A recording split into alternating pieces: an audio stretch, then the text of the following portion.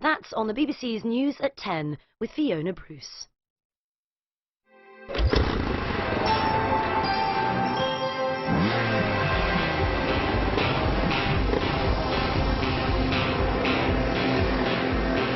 Can you help? Now on BBC One, this month's Crimewatch. A fatal beating in front of thousands of festival goers. His mouth was blue and his eyes were wide open. I was just screaming to get ambulance or to get some help. Holiday scams, the crooks leaving you stranded. You know, if you're mugged in the high street, you have the bruises to show it. When it's done by fraud, you have no bruises.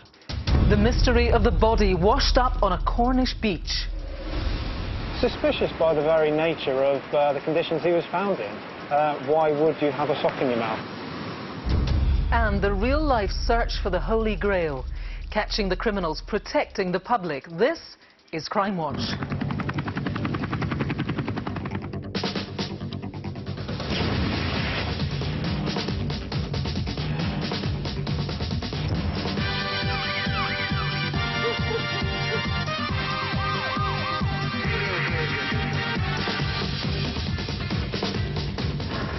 Hello and welcome to Crimewatch. We are live for the next hour with this month's latest crime investigations, news and appeals. There are dozens of detectives in the studio right now, all hoping that you can crack their cases. I've also got my latest collection of faces, people wanted for GBH, drug dealing and murder. And some incredible CCTV, including this master of disguise, robbing a shop with a plastic bag on his head. And I'll have the exclusive inside story of how counter-terrorism officers caught a lone wolf setting off bombs across the West Midlands. The absolute pressure on us there is to put a name to the bomber and actually arrest him. Let's get him off the streets before any more bombs are set. Now, as we approach the end of July, we're in the middle of the summer festival season. Just last month, a group of 5 friends headed to the Parklife Weekender in Manchester, an event that is attended by around about 70,000 people each and every day. But what should have been a highlight of their summer went horribly wrong, and it all happened in front of thousands of witnesses.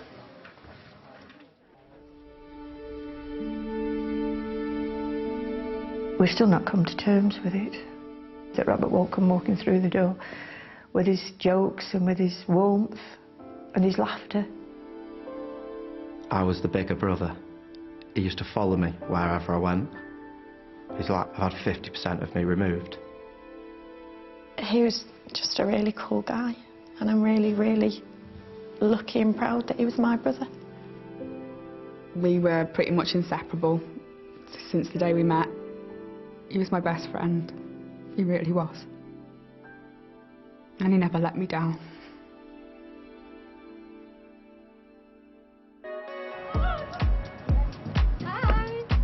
On Saturday, the 7th of June, Robert and his girlfriend Gemma met up with 3 of their friends. They were all going to the Parklife Weekender music festival in Manchester. He loved his guitar. Everything was based around music and making sure that when we went out it was, you know, a good lineup. We'd been to Parklife the year before, but he had gone out and got the tickets and came home and told me that he had a surprise for me. He was kind, very funny. He loved life. Wherever he was, he just, everybody would smile. He's the youngest, but he was such a fab uncle. He was the best.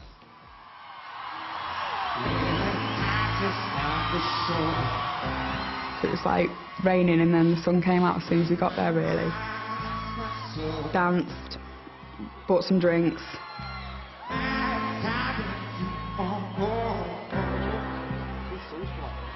We just sat there and spoke to people and had pictures taken with them. Just had a lovely time together, just talking. And then went to watch the end of Rudimental.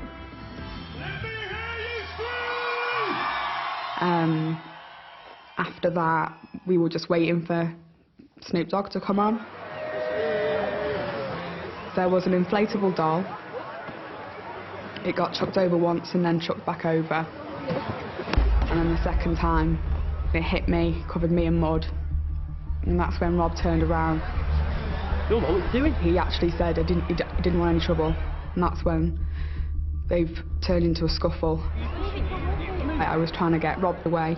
He's 6'3", I'm 5'2", so I couldn't really do a lot. And that's when I got knocked over.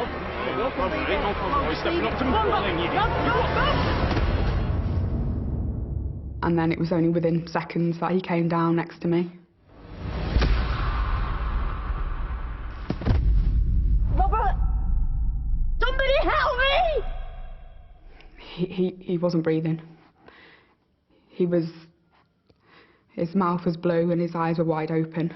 Robert! Please! I was just screaming to get ambulance or to get some help. Luckily there was 2 trained nurses on the scene. Someone just said to me, "We've got him back." The next thing I knew, he was just apologising to me. He was dazed, you know. But then you think, because people are telling you that he's all right, and it was far from it, really.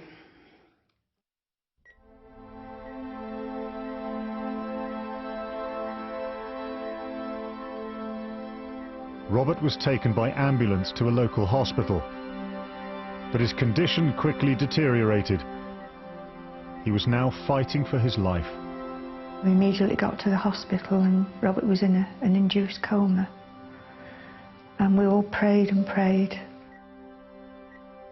He was just lying on a bed with lots of tubes and machines hooked up to him. It was a matter of minute by minute of survival, really, rather than what's he going to be like the next day. Injuries were just too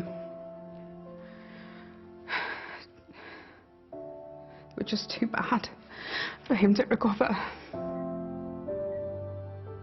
They tried everything for my little brother. And then we made a decision as a family for him to donate some of his vital organs to save other people's lives, which I know that's what Bobby would have chosen. The attack, it was so severe that sadly he just lost his life, he just lost the fight.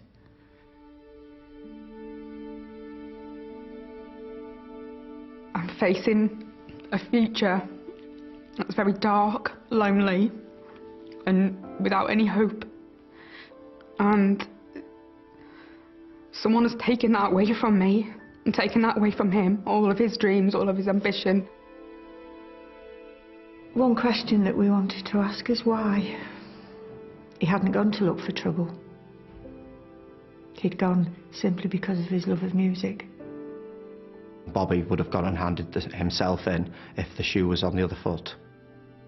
And to me that takes guts, and I would class this lad now as a coward. You come forward and you tell my little girl and my nieces and my nephews where's their uncle gone and why he's gone. This guy didn't come to the festival to kill anyone.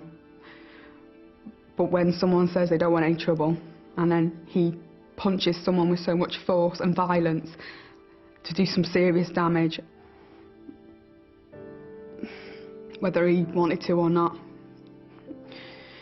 he'd killed someone.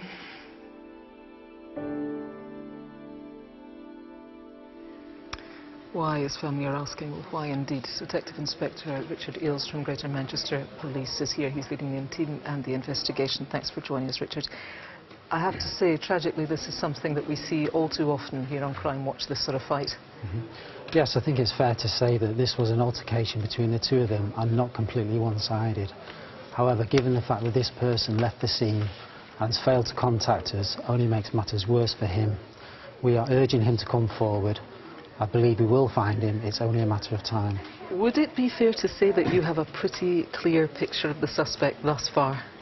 Yes, that's correct. He's described as mixed race, 6 foot 6'1", He had a muscular build and he was in his mid-20s. He had short dark hair which was shaved at the sides. He was wearing a dark coloured jacket and shorts. We also believe he was in company with a girl who had shoulder-length blonde hair, possibly wearing a pink top. Now, as I mentioned, 70,000 people each day at this really popular festival. Many of those people taking footage with their phones, taking stills photographs too. It'd be useful to let people know that they can download their footage onto your website. In fact, the email address to do that is on the screen now, and we would urge people tonight to do that. Any little piece of information visually might be very useful to you. As of right now, there are people that you certainly want to trace as potentially very helpful witnesses. Tell me about them. Yes, we've had some additional images that we have of people that we know that were stood next to Robert and Gemma at the time of the incident, and they may have crucial information and we need them to come forward to help us. It is also worth mentioning to people watching tonight that there are rewards, substantial rewards involved here. Yes, that's correct. The event organisers have pledged £20,000 and also Crime Stoppers this evening have pledged a further £3,000 leading to the arrest and conviction. OK, Detective Inspector Richard Eales, thanks very much for now. You saw the impact right there that Robert's death has had on his family. There are undoubtedly, I would think, people watching tonight who can help his family find the answers that they are looking for. If you are one of those people, please do call the studio now. Let me give you the number. It's 0500 600 600. Time for some crimes caught on camera now, starting with a violent robbery in London earlier this year. A train pulls into East Acton tube station late on a Monday night in February. A woman gets off and walks down the platform. A man in a dark jacket and jeans also leaves the train. He seems quite interested in his fellow passenger and sets off after her. He follows her through the station, seeming to hang back as she makes her way toward the exit. As she leaves, he's there again, just moments later. Outside the station, the woman heads for home. And you guessed it, just a few seconds behind is the man from the train. Round the corner, he rushes up behind her and violently pushes her to the ground. The pair grapple for a while, with the victim being punched and thrown to the floor, where she's kicked in the face. He eventually made off with her bag. The victim was badly injured and lost 3 teeth in the attack. This is the man responsible. Who is he? It's opening time at the Lloyds Bank in Stokenchurch in Buckinghamshire on the Monday morning last December. A white transit van pulls up as 2 female members of staff who are carrying boxes of Christmas decorations arrive for work. As they walk in, 2 men bundle them into the branch. Inside, the men, one of whom seems to think he's Batman, threaten the terrified women and force them to open the back office. While behind the counter, Batman and his mate continue to shout at the women, slapping them and forcing them to unlock the safe. While they fill their bags with cash, a 3rd member of staff arrives. He too is assaulted and manhandled into the office. Eventually, the dastardly duo leave after grabbing tens of thousands of pounds. They make off in a stolen black VW Golf which had parked up outside. Hardly the Batmobile. Now it's your turn to be a superhero. We need you to name this Robin Batman tonight. If you need another look, all the CCTV is on the website. Call and text the numbers on screen if you can help. Calls are free from most landlines. Some networks and mobile operators will charge. Most of us manage to pack our bags and get away for a break at some point during the year, and now with the school holidays upon us, Martin has been investigating the ways that a growing number of fraudsters are conning innocent holidaymakers out of their hard-earned cash. Holidays. For most, a chance to relax and unwind.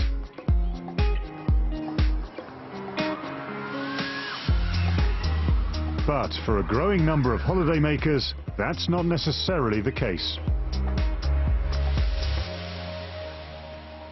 Fraudsters pocketed around £7 million from unsuspecting travellers last year. Fake websites, false advertising, phone and email scams left people stranded, either with no flights or with nowhere to stay. Suzette Mugliston fell victim to one fraudster when booking a caravan holiday in Porthcawl in South Wales for herself and her grandchildren. I love my grandchildren, I love spending time with them. They really are the love of my life. We'd had a rough couple of years, so I just thought we need a break, we need a holiday. As money was tight, she went online to try to find a bargain. Caravan holidays are expensive. So when I seen this one, I just thought, oh, I can't not email this person. And so I went for it. So she paid in full and was sent the details of the caravan's location. But when the family got to the site, they couldn't find it. We went round, just kept going round and round, stopping at empty caravans thinking, is this the one, is this the one? The caravan didn't exist. I just burst into tears. I didn't know what to do. I had 4 of my grandchildren waiting outside the caravan expecting to go in. I had to go back and tell them it wasn't theirs. We were going to have to go home. In all, Suzette lost nearly £300, having already transferred the money into the fraudster's account. You look back and you think, oh, how could I have believed a holiday would have been that cheap? But at the time, I think I was a little bit blinkered as well, because I was just desperate to take the children away. You know, and I just fell for it, and I suppose that's how they prey on the gullible, on the needy. Last year, Jessica Scott, the woman responsible for the family's heartache and that of other victims, was sentenced to 8 months in prison for fraud and ordered to pay more than £2,500 in compensation. Holiday fraud is a growing problem, and with half of us now booking online, experts say it's only going to get worse.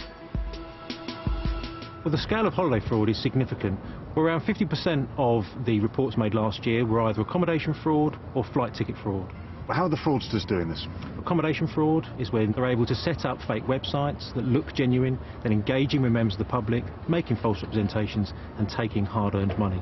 And flight ticket is using fraudulent credit cards to make bookings, or rogue travel agents saying that you've got your flights, but actually there are no flights. The tickets aren't worth the paper they're written on. Tim Kelleher and his wife Diane were conned when organising a trip to Cork for themselves and 23 friends. It's a fantastic event, so much so we've been going for over 20 years. I was really busy at work, and so I decided to use a guy that we knew of to do the booking for us. The group gave the agent around £6,500 for flights and accommodation. The flights were confirmed by the airline, but when Tim called the hotel, he was in for a nasty surprise. It was at that point I got the shock of my life when they said, well, we don't have a reservation for you. The agent had pocketed the group's cash, leaving Tim to foot the €2,000 hotel bill. We couldn't let our friends down and just say, well, there's a hiccup and you need to pay it again. I felt that the priority was to reinstate the booking. It's like being mugged on the internet. You know, if you're mugged in the high street, you have the bruises to show it. When it's done by fraud, you have no bruises. So what can we do to protect ourselves against the holiday fraudsters? First of all, do some research. Put the name of the company or the individual you're dealing with into a search engine, because chances are if they're trying to scam you, they've scammed other people as well. Always look for the logo. Look for membership of a reputable trade association such as APTA. Or if you're booking a package holiday involving a flight, then check that the company has an air travel organiser licence, an ATOL licence. Pay either by credit card, because you're then covered by the Consumer Credit Act, in which case your bank would have to refund you. The worst way to pay, though, is to pay by bank transfer directly into a private individual's bank account, because if that person turns out to be a crook, it's a bit like you've handed cash to a total stranger, and it's virtually impossible to get that money back if there's a problem. So, following a few simple rules can help ensure you don't get caught out by the holiday fraudsters. All you need to worry about then is the weather. Well, if you want to take another look at Martin's report or need some more advice, then just head to our website. Still to come, the brutal murder of a university student on her way to lectures in Colchester. And how a forensic artist helped police in an otherwise baffling case. The body can be in a totally different state depending on when they were found, where they were found, what had happened to them.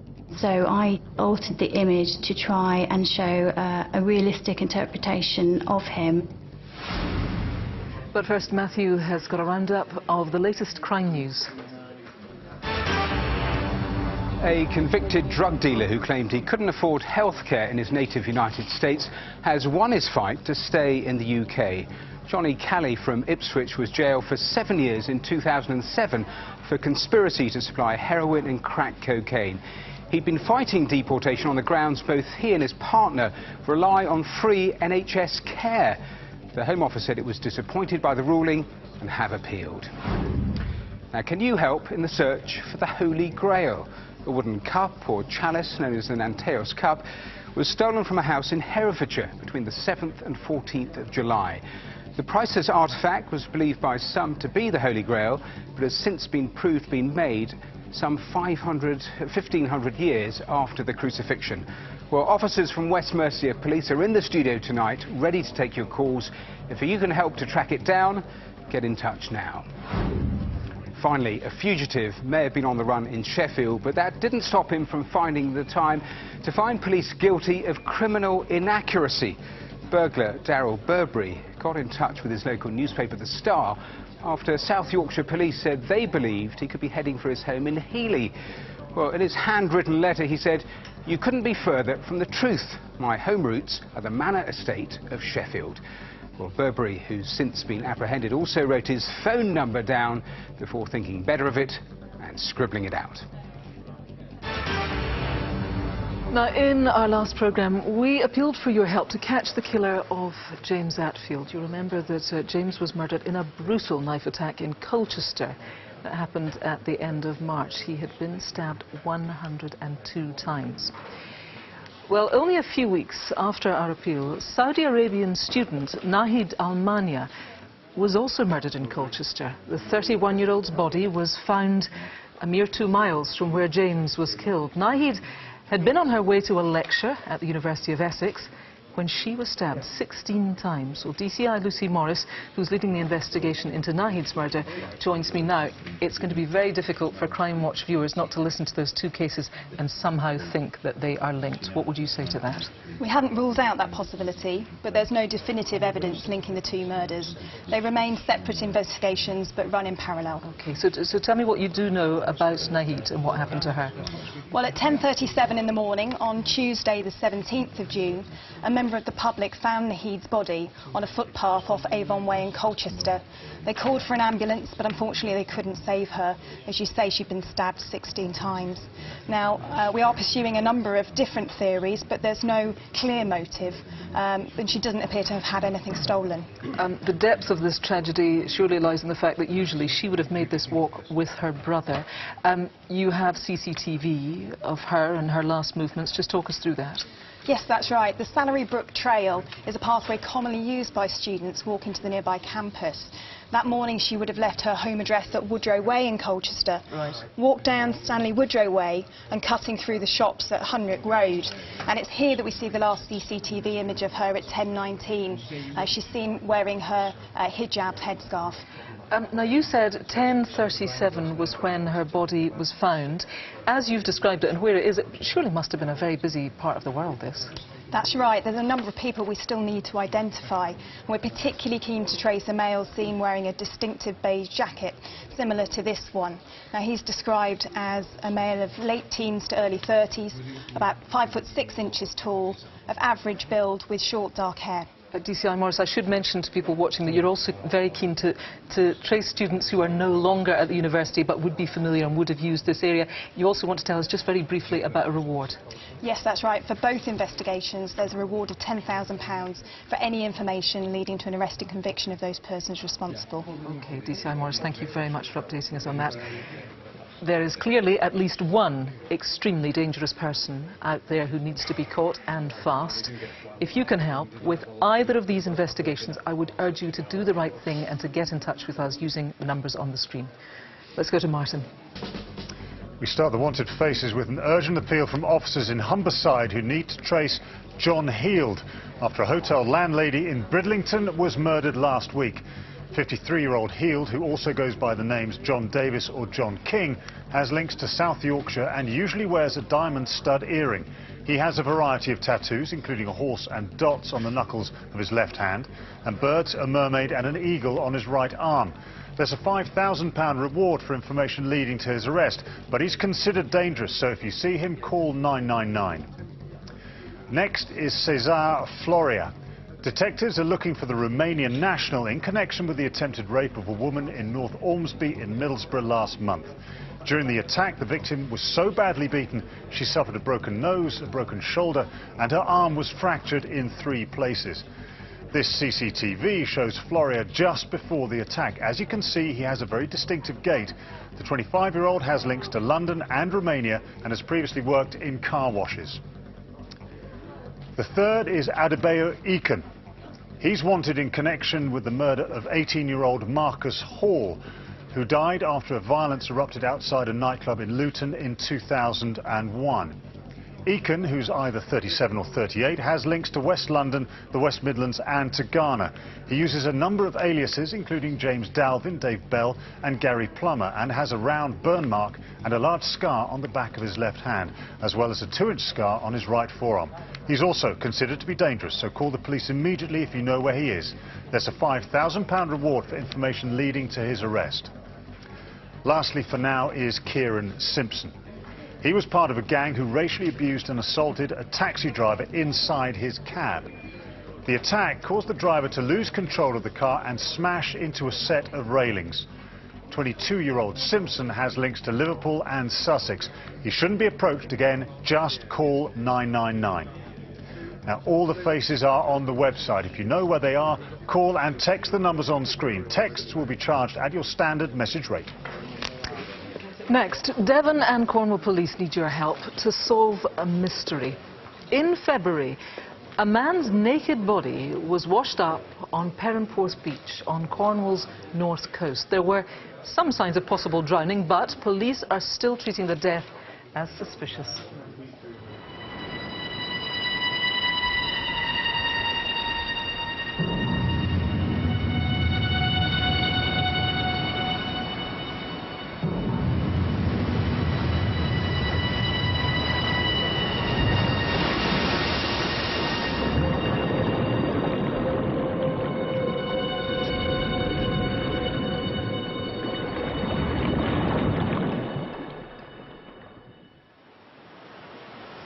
It was a dog walker who made the grim discovery. A man's body was found washed up here, naked, apart from socks and one shoe. This beautiful beach, which is famous for its surf, was suddenly a crime scene. For the police, it triggered an investigation into a death which 5 months on is still a mystery. As well as some signs of drowning, the man also had significant injuries to his chest and to his head and hand. Bizarrely, he also had white headphones looped around a sock, which was in his mouth. We didn't have anything to go on at all, really.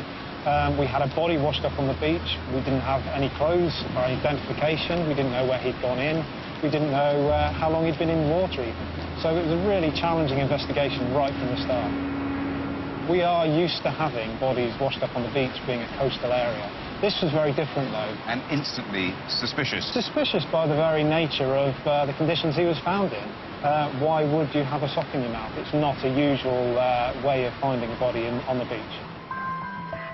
The Coast Guard had also attended the crime scene in response to the initial 999 call. Matt, in a situation like this, what are the first things that the Coast Guards are actually considering? Well, our prime concern is search and rescue, so we'd be worried about if there's anybody else in difficulties, whether someone's fallen off a boat, whether a boat has sunk, whether it's a group or an individual in difficulties on the coast. The key to this investigation is obviously working out when and where he got into the water. There are so many variables, aren't there? It ranges on a whole load of factors. It can be the weather, it can be the sea conditions, the build of the person. If you and I went in the sea at the same time, there's no way we'd end up in the same place purely because of the difference in the way we're built. Police searched the beach. They found a rucksack and a shoe which matched the one the man was wearing. A dark jacket had also been washed up onto the beach. It contained a wallet with £95 cash, but no bank cards, and just this photo of a young boy. On the back it was dated 1952. It wasn't much to go on. Police released the photo of the boy to the public in the hope that someone would recognise it. No one came forward. Detectives also contacted a forensic artist to create an impression of the man's face. I produced the image for them, a sanitised image basically of the deceased. Obviously the body can be in a totally different state depending on when they were found, where they were found, what had happened to them. In this particular case, he wasn't wearing any clothes, his eyes were shut, various minor injuries to his face and so on. So I altered the image to try and show a realistic interpretation of him. The image was released to the public a week after the body had been found. Within an hour, police had a name. A family member recognised and identified him as 64-year-old Alan Geel from Wadebridge, around 25 miles north of Perranporth. Seeing the artist's impression, which was fantastically accurate, you know, we knew it was Alan. It's kind of numbing, really, I think, more than anything else. It is really upsetting that, you know, his life should come to an end like that, in circumstances which we don't understand. It makes it sort of doubly difficult. With a formal identity, detectives were able to start to piece together Alan's life. He'd spent the majority of his time in Cornwall and had a passion for the outdoors and surfing. For years, he'd lived alone in a beach hut in Polzeath before moving to a flat in Wadebridge 10 years ago. He's a really quiet guy. He was intelligent. I mean, he never had a huge sort of circle of friends. He really was quite happy with a very simple way of life. Police now knew who he was and that the boy in the photo was Alan. But it still didn't explain how he came to be washed up on the beach. CCTV shows Alan on Monday the 24th of February, the day before his body was found. He withdrew money from a bank in Wadebridge. Then, that evening, it's thought he made 3 bus journeys. From Wadebridge to Truro, about 25 miles away. From Truro to Newquay, a route which would have taken him through Perranporth. From Newquay, he's thought to have caught the bus back again towards Perranporth. We do know where he was and how he got to Perranporth, but that in itself still raises questions. We still don't know why he got on a bus that went through Perranporth and got off it in Newquay and walked up and down Newquay Street and got back on a bus to come back to Perranporth. This final CCTV then shows him in the town at around 10:30. The last known sighting of him alive. The CCTV was a real breakthrough.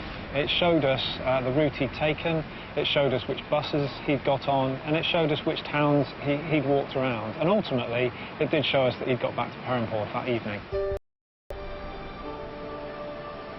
What did it not tell you? It still gave us a large window of time between when we last saw him on the CCTV and when he was found on the beach the next day. And that's still the mystery for us.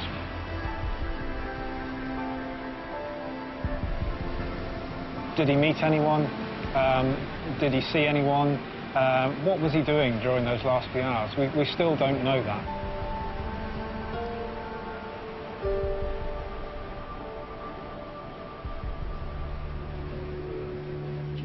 And DCI Dave Thorne is here now leading the investigation, of course, and still being considered by you as a suspicious death. Absolutely. At the end of the day, he had a sock rolled up in his mouth with headphones around the back of it, and we have to treat that as suspicious. He also had injuries we couldn't explain, but really, ultimately, he had a sock rolled up in his mouth, which is very unusual. Tell us what help, then, Crimewatch viewers can be tonight. Alan lived a solitary life. He didn't have any close contacts. We need to know whether people had contact with him. We need to know whether people met him, particularly on that evening. DCI Thorne, will you just take us through that CCTV again, just to give viewers another chance to take a look at it? Where and when? Alan took a bus to Truro. He arrived at Truro about 6:15. This is him getting off the bus. He walks around Truro for a little while before getting another bus to Newquay. This is him in Newquay. At about 8:15, he's had to travel past Perranporth, but he then gets another bus back to Perranporth, which is him there, seen at about 10:30. Yeah, so does anybody remember seeing him on that evening? Just quickly take us through the journey here. So he's taken the bus from Wadebridge down to Truro. From Truro, he then goes via Perranporth to Newquay, gets off, gets another bus back to Perranporth. We thought it looked like a light jacket. In fact, you recovered a dark jacket on the beach. The jacket on the beach was much darker than the one seen in CCTV. We want to know whose jacket that was, where that's come from. OK, Dave, for now, thank you very much indeed. If you can shed any light at all on what happened to Alan, please do get in touch using the usual numbers on the screen. Or, of course, you can speak anonymously to Crime Stoppers. They're on 0800 555 111. And if you yourself have been a victim of crime, there is the Victim Support Line. Their number, 0845 30 30 900. Now, it's just over 4 years since this man suffered a truly horrific death in North London. Kester David was found burnt to death on the 7th of July 2010. His distraught family, including his 80-year-old mother, have been left in limbo since his death. Well, DCI Noel McHugh is here with me. And Noel, tell me more about the circumstances surrounding this death. 7th of July 2010, Kester David's body was discovered in a railway arch at the rear of Travis Perkins, which is Bloomfield Lane, Palmer's Green, North London. He'd suffered from burns and smoke inhalation. We know at 4:20 a.m. is when the incident most likely happened because CCTV picked up a bright light. Now, you've built up a picture of his life. Tell me what we found. Kester David was a part-time bus driver. He worked for Arriva, working from the Wood Green depot. His passion was DJing on the soccer and calypso scene, and people would have known him as DJ Bain. Now, you have some very important CCTV. Just take me through it. Yes, at 9 p.m. on the night before Kester was discovered, so that would be the 6th of July, he attended the Texaco petrol station on Lordship Lane. He had a jerry can which he filled with petrol. He went away. 20 minutes later, he returned with his white Ford Transit van. He put petrol in the van, it broke down, he called the RAC and he left at about 11 p.m. Then at 3:23 a.m. in the morning, a male attends the petrol station and purchases petrol in a fuel can and then walks off towards Green Lanes, and the male is then seen at 3:55 a.m. in the morning. Now, Kester David's family have viewed that male at 3:23 and 3:55 a.m. and they say that that is not Kester. So we need to know who is that male. Now, his mobile phone was used in the weeks after his death, wasn't it? Yes, that's correct. Kester had a BlackBerry Curve mobile phone. It's never been recovered. On July the 14th and 15th in the Wood Green shopping centre area, it was used, and then on the 22nd of July near Whittington Hospital it was used. The caller will, or the user will recall that they were unable to make any calls because the phone was locked. So who made those calls and where is Kester's phone now? Finally, someone has been in contact with your team. You are desperate that person gets in contact again, aren't you? Yes, we were contacted by an individual using the name Sharon. Sharon clearly holds important information and claims to know who is responsible for Kester's death. So Sharon, please make contact. Detective, thanks very much. It is a terribly sad case, and Kester's family are understandably desperate to know what happened. If you saw anything unusual in that area that night or know of any reason why anyone would have wanted to harm Kester, please pick up the phone. So still to come, how counter-terrorism officers foiled a white supremacist determined to kill. My dad was 82 years old, could never ever have defended himself. Убийство было совершено по мотивам расовой. A murder was committed on the basis of racial hatred. But first, Martin has more wanted faces.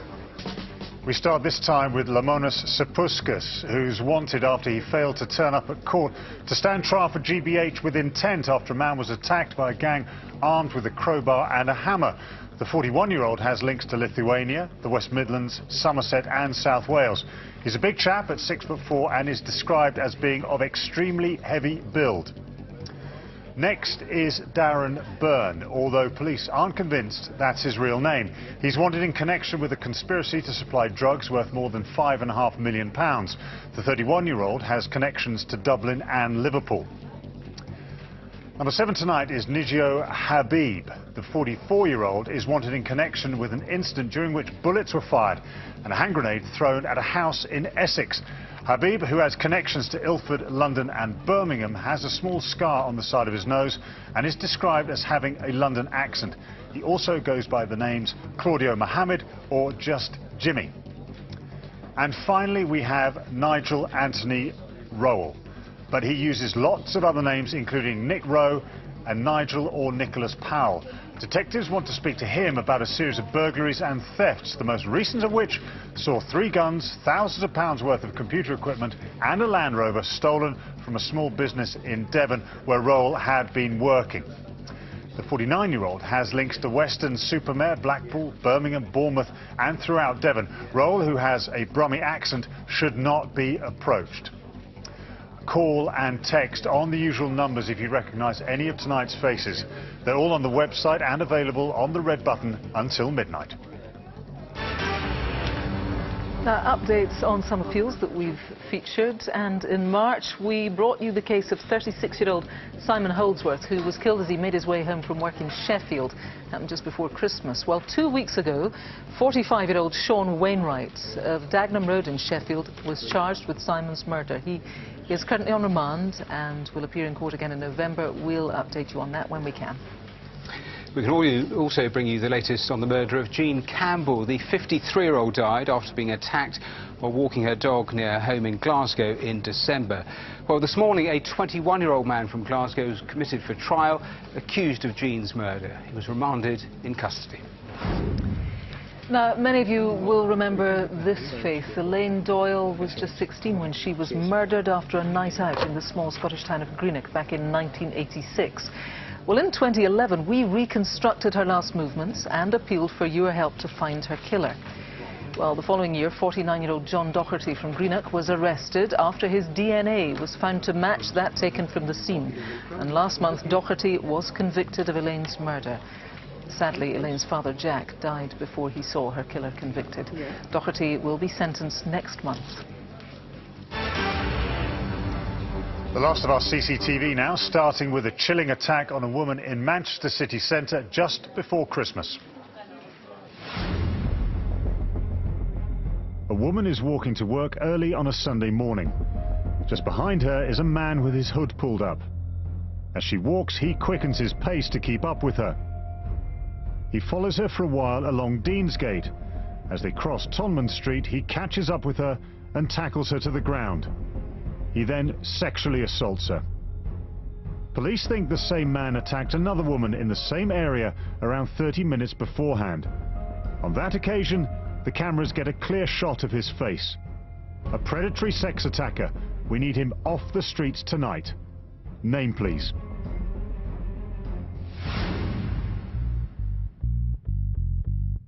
A residential street in Dean in Bolton on a Wednesday morning in May. A bloke in a hoodie is hanging around. As he wanders into the road, a 79-year-old woman who's walking home after collecting her prescription passes behind him. Another man follows the old lady into the lane. He walks behind the pensioner as she slowly makes her way down the alley towards her back gate, while the man in the hoodie stands guard. As the lady takes out her key, he grabs her handbag, the force pulling her violently to the floor. The thieving pair then run off with the bag. These lowlives robbed an elderly woman. Now, the images aren't great, but the victim did say the men spoke in a foreign language. If you know who they are, please tell us their names. Inside a busy convenience store in Hemel Hempstead on a Friday morning in May. As the female cashier finishes serving one customer, a man in an extremely high-tech disguise walks in. Look, it's even got eye holes. But despite his comedy appearance, he's not messing around. Behind the counter, he pulls out a knife and threatens the woman, who opens the cash drawer for him. He grabs the notes from the till before calmly walking out past a couple of school children. Now we need your help to bag this random robber tonight. He may be masked, but someone knows who he is. If you can name anyone featured in tonight's CCTV, please get in touch. And of course, you can take another look on the website. The ever-present threat of terrorism is, sadly these days, a harsh reality for all of us.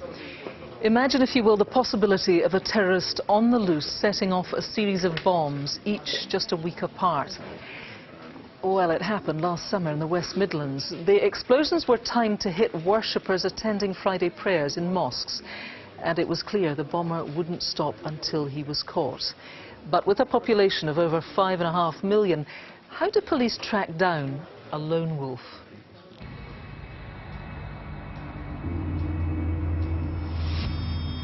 It's a real nightmare scenario. We just didn't know who was behind this. We just had to find that bomber before the next bomb went off.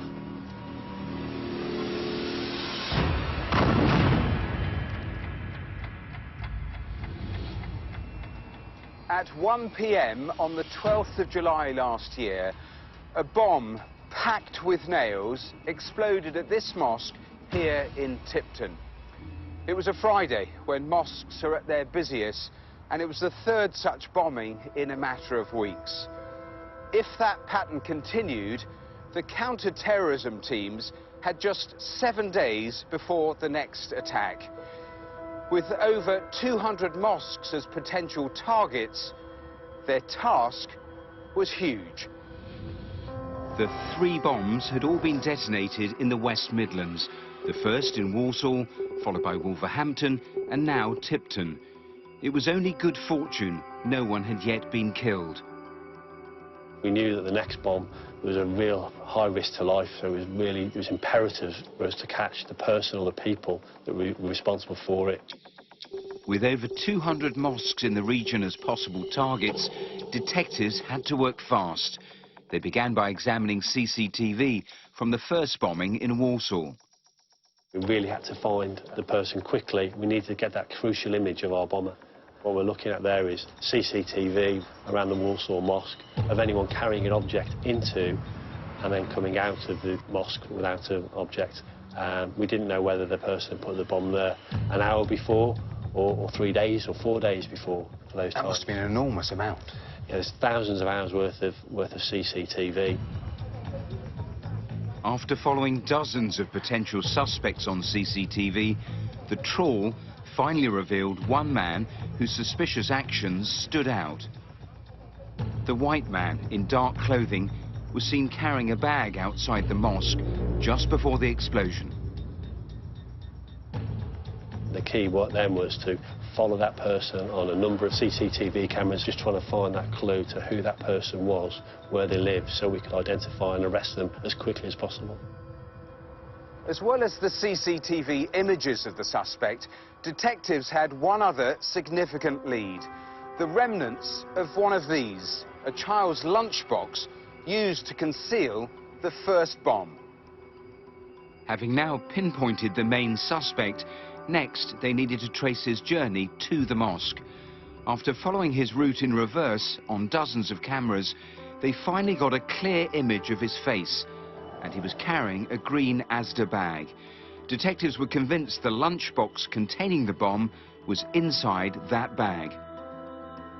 We went to the local Asda in Small Heath with the Asda bag and found out when they'd sold those bags during that day, and we found the CCTV for each of those transactions.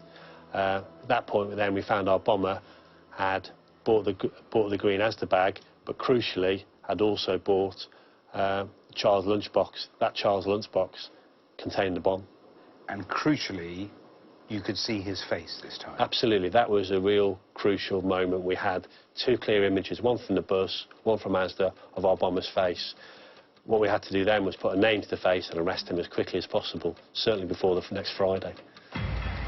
Those images were immediately given to police officers on the ground, but with Friday prayers fast approaching, it seemed as if the man was simply a ghost. All clear on Albert Street. The absolute pressure on us there is to put a name to the bomber and actually arrest him. Let's get him off the streets before any more bombs are set. We did that by putting those images through to the media, and we thought then we'd get lots of phone calls saying this is his name. Unfortunately, that wasn't the case.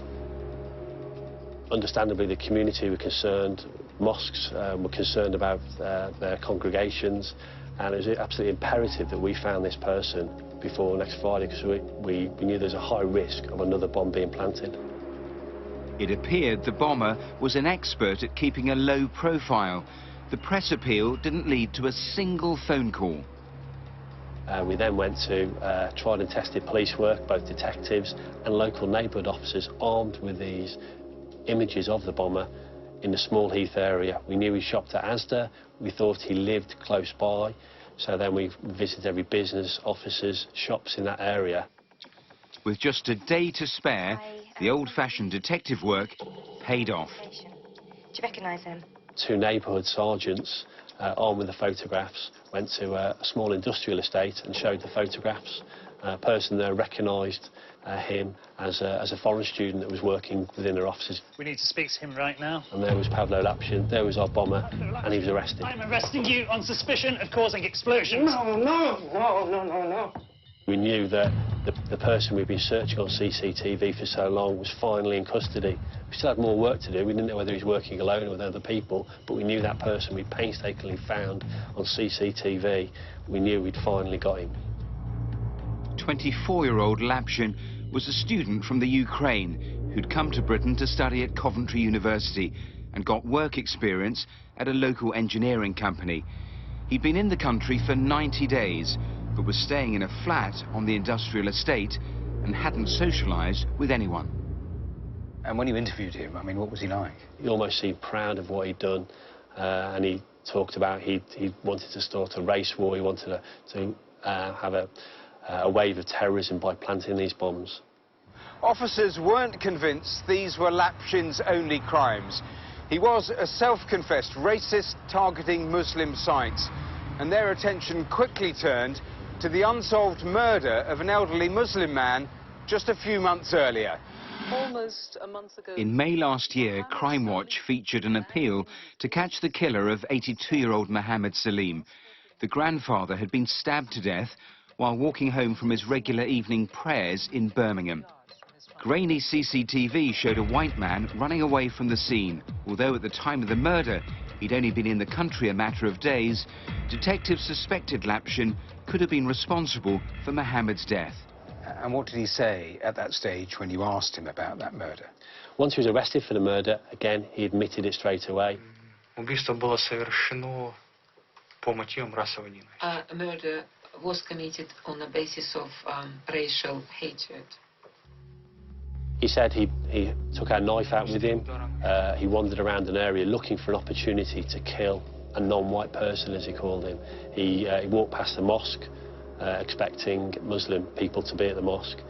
And Mr. Salim was leaving the mosque, walking home, and tragically his path crossed Pavlo Lapshin, who had a murderous intent, who took that opportunity and killed him.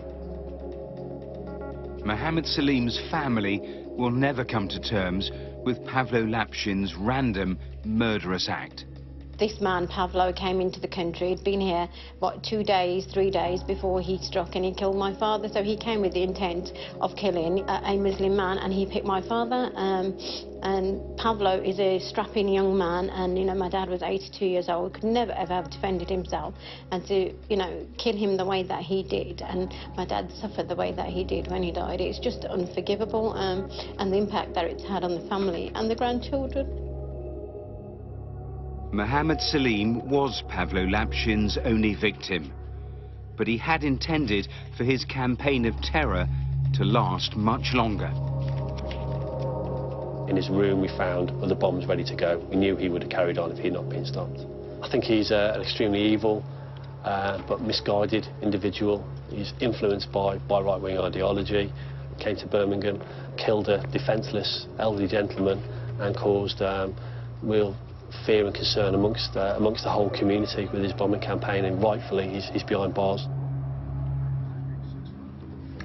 All that horror and havoc, and he'd only been in the country, what, 3 months? Yeah, this was a man who boasted he wanted to start a race war. It was only because he got the time wrong for Friday prayers that no one was killed in that nail bomb in Tipton. I mean, he saw the bomb factory in his flat. This was just the start. He also wanted to taunt police about who killed Mohammed Salim. He'd written anonymous notes which he planned to send. And definitely acting alone? Yes, they went to Ukraine, they analysed his phones, his computers to see if he was part of a cell or a right-wing group.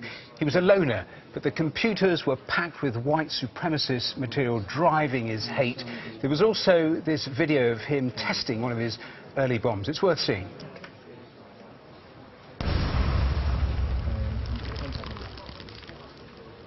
I mean, that is really shocking force there. What about sentencing? He got life with a minimum of 40 years. The judge said that his views were abhorrent to all right-thinking people. Mohammed Salim's daughter said the family just simply couldn't move on. She said the murder had disabled their minds in every emotional way possible. Really heartbreaking.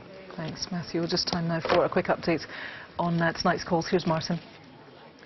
We've had some great calls come in on one of our main appeals tonight, the death of Robert Hart following the Parklife Festival in Manchester. Remember, detectives wanted possible witnesses to come forward and identify themselves. Several of those have done that, and we've had possible 20 names for that suspect. OK, that's everything for now. But remember, all of tonight's appeals are online. The phone lines, they're going to stay open until midnight tomorrow. And we're going to be back again tonight at 10:40 after the news with the latest on what we hope will have been, I think it has been, a busy night. Viewers in Northern Ireland are going to have to wait a little longer. Our next full programme is going to be in September, when we'll be marking 30 years of Crimewatch. If you've ever worried or complained about crime, this is your chance to do something about it. The Brighton bomb inquiry. The murder of 2-year-old James Bulger. A year ago today, Lynn Russell, her daughters Josie and Megan were waylaid and then slaughtered. By calling here, you can make a difference. Now, we ask you to cast your preconceptions aside and to do what you can to help find Madeleine McCann. Well, full details of our special 30th anniversary will be available near the time. But for now, from everyone here, your calls do make a difference. Thank you and goodbye.